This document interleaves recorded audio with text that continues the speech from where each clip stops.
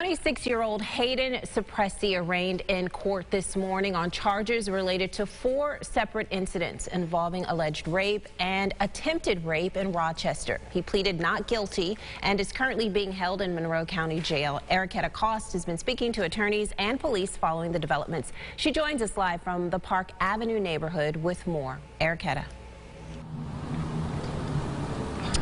Good evening, Teresa. And a few of those allegations are alleged to have occurred in the Park Ave neighborhood where we are right now. Suppressi is being held with bail set to $1 million in cash. Today we saw him in court with his attorney as the judge read through all of those allegations he is facing.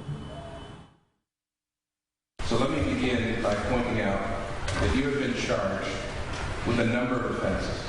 8 charges, all felonies: rape in the first degree, 3 counts of attempted rape in the first degree, and 4 counts of sexual abuse in the first degree.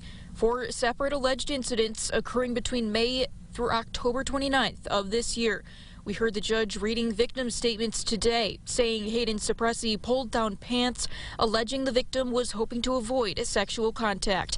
Allegations: he held his hand over one victim's mouth, an attempt to strangle another. Although the defendant does not have any criminal history, I think it's important to note the character and activities of the defendant. While Suppressi is innocent until proven guilty, Assistant District Attorney Constance Patterson says it's important he remains in custody given the weight of these charges. Obviously, as I stated in there, this has been a thorough investigation by the Rochester Police Department over a few months span, and something that we take very seriously and someone that we don't want on our streets. Lieutenant Greg Bello with RPD says Suppressi became a possible suspect in one of these 4 incidents last week.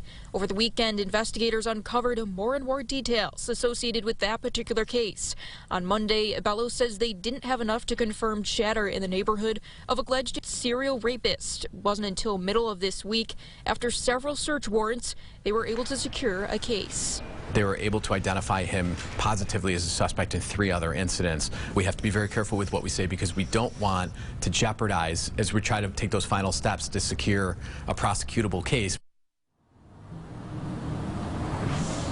We also asked Bello if there was any connection or relation between Suppressi and the alleged victims, to which he replied, no comment. He doesn't want to give information that could potentially identify a victim here. As always, he says it's a good reminder for the public to be aware of their surroundings and be on high alert when we were facing these darker hours. And anyone, darkness as in the dark in the morning, night hours, anyone with information is asked to call 911.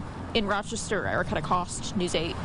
Erica, thank you. Suppressi remains in custody. The case will now move to a grand jury. A preliminary hearing is scheduled for November 22nd.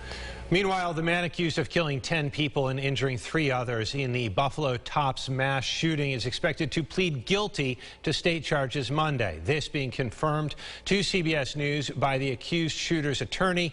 A grand jury indicted Peyton Gendron on 25 charges in June, including a domestic terrorism charge. He's scheduled to appear in Erie County Court at 2 p.m.